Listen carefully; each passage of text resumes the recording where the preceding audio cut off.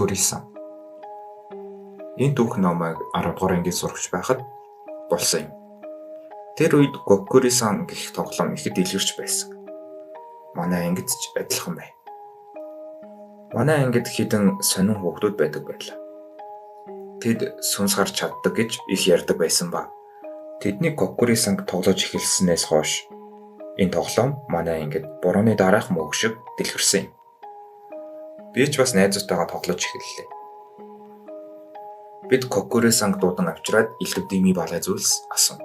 Огтын талаар, шалгалтын талаар гэх мэт. Энэ маш сонирхолтой байсан ч удаан тоглосны эцэст бид уйдаж эхэллээ. Тэгэд л бид Гоккури-санг ашиглан өөр тоглоом тоглож эхэлсэн юм. Гэмбу, Сузаку, Сэйрю, Бякко гэх баг усгаж Гоккури-сангийн 10 зоосыг ашиглан нэгнийхээ бодлыг тааж тоглох тоглоом. Ялах юм бол яг л дайнд ялсан мэт мэдрэмж авдаг байлаа. Ангийн энд тэнд хүүхдүүд Гоккури-санг тоглоно. Бараг л бүгд донтсон байлаа. Хувийн давталгын цагаар манай ангийнхан Гоккури-санг тоглож байх зур анх тоглож эхэлсэн хүүхдүүд орж ирлээ. Тэдний хэлснээр манай ангийн хэн нэг нь хараагдсан гэд тэр хараагдсан нэгнийг тэд хайж олохоор боллоо. Явж тэр хараагдсан нэг нь би болж таар. Бүгд л гайхсан ба надад тэдний үйлдэл огт таалагдаагүй тул би тоглохоо болж үз гэж хэлэхдээ зэрэгцэн цонхны гадаа байх модонд аянга бууж унлаа. Ангийн охид ч очсондоо орилолцож эхлэв. Удаачгүй бороо шаагин орж эхэллээ. Хэсэг хугацаанд бид Гоккури-санг тоглохоо зогсоосон ч тайвширсныхаа дараа үргэлжлүүлж эхлэв. Тэр өдөр харих зонд миний бие таагуутаж эхэллээ. Хэн нэг намайг ардаас татаад байх шиг хүнд оргив. Гэртээ ирэхэд ханны цаг өөрөө унаад өвдөрч эхлэв. Би нэх тоосонгүй. Ийм зүйл байдаг шүү дээ. Өрөөндөө ороход ширээнэ жижиг шургуулга өөрөө унчихв. Би үнэхээр айсан ч юу хийх, хэнд хандгаач мэдэхгүй байсан тул шууд л зурагт үзэж эхэллээ. Харин зурагтын дуу өөрөө чангарч сулраад болж өгсөнгүй. Би зурагт эвдэрч гэж бодоод өнгөрлөө. Өдөр хоног их таагүй өнгөрөх болов. Сэтгэл санаагаар унаж сургууль дээр ч болж өгөхгүй байв. Найзуудтайгаа нийлмэргүй санагдаж анги дээр зүгээр л гараад ирлэн хөвтөж өнгөрөх боллоо.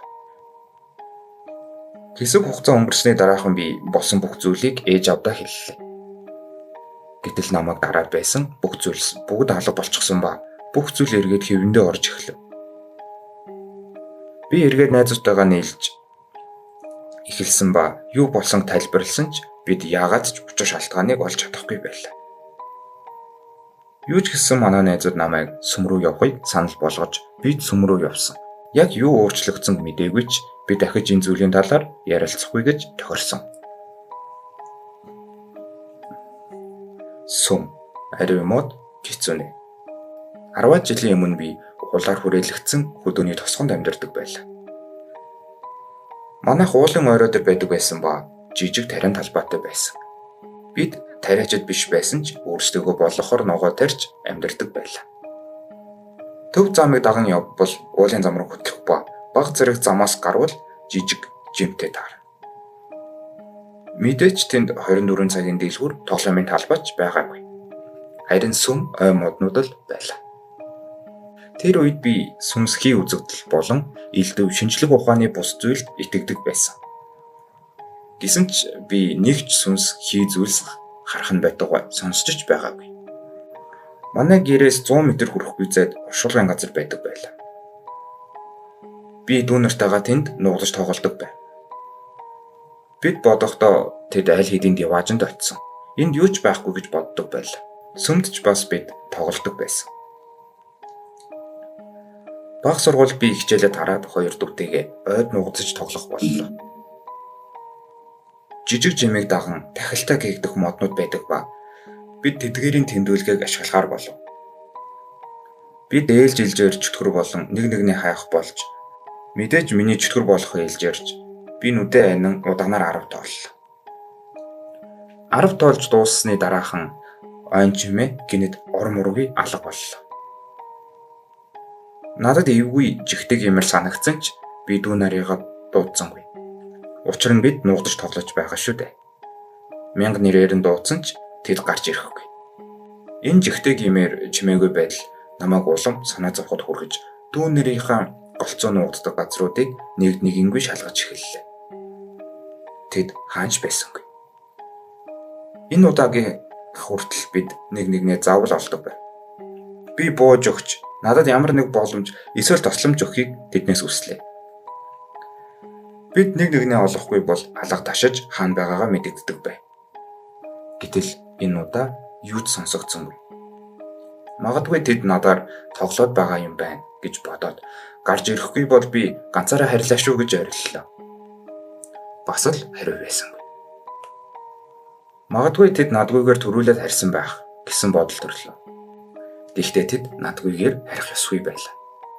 Энэ анир чимээгүй байдал надад тэмч таатай байгаагүй учраас юутай ч би гэртээ очиж үзэхэр болоод тэмдүүлгээтэй тахилтай модыг даган алхаж эхэллээ. Хэсэг явсны эцэст би маш сонин зүйл анзаарлаа. Би яаж ч алхсан тахилтай модод дахин гарч ирсээр байв. Би тахилтай моддоос өөр зүг алхаж үзлээ. Нэмэр байсангүй. Нэг газараа тойроод байв. Цаг өнгөрсөөр би үнэхээр айж эхэллээ. Би ойр байсан хамгийн том тахилтай модны дор суулаа. Энэ ойд амьд амтан байтугай шавжны чимээч байхгүй байв. Айсандаа би хэсэг уйллаа. Тэр хооронд миний суух модны эсрэг талд ямар нэг зүйл пидхийн унаад хахах дуу сонсогдож эхлэв. Айх гайхах зэрэгцэн би модны нөгөө тал руу очиж үзвэл шар бордуу өнгөтэй үнэг над руу хараад сууж байв. Би олон удаа үнэг харж байсан ч энэ бусдаас арай өөр өнгөтэй. Бас арай том биетэй байлаа. Манай энд баавга зэрэг зэрлэг амьтад их байдаг тул сургууль дээр хэрхэн тэднээс биеэ хамгаалахыг зааж өгдөг байсан. Би сурснараа үнэг рүү харангаа удаанаар хойшлож эхэллээ. Хэсэг зай автлаа нуруугаа огт харуулж болохгүй байв.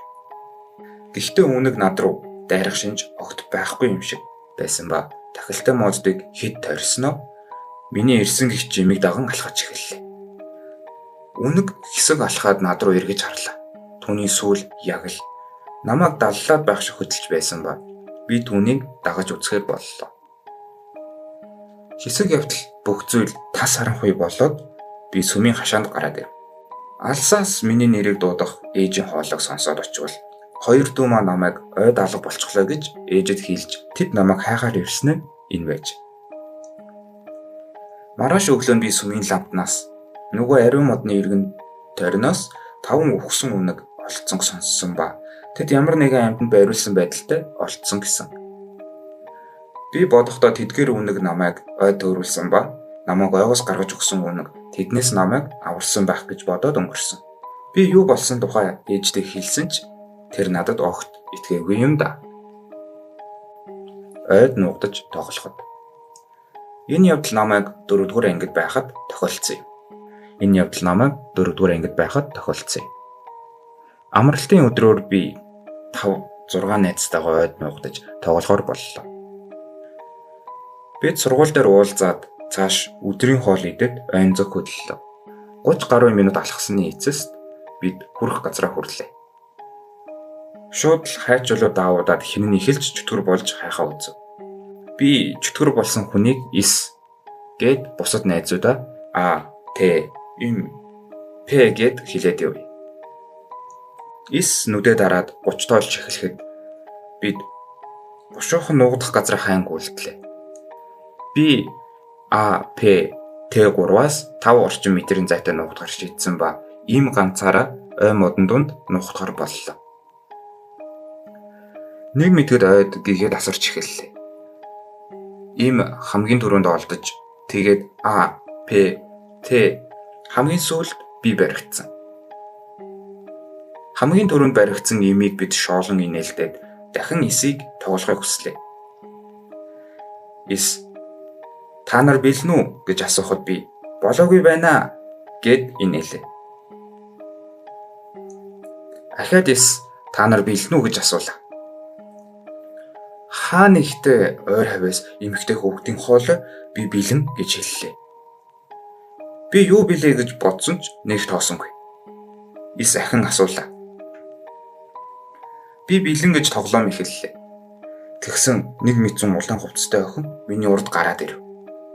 Түүний нүур маш эвгүй муухай болсон байсан ба ямар ч чүдгүй муухай амаараа над руу яр зан инээгээд би чамайг олчихлоо гэв. Би ухаан орон сайн нэг иргэн тойрноо харуул 9 ингэрт байлаа.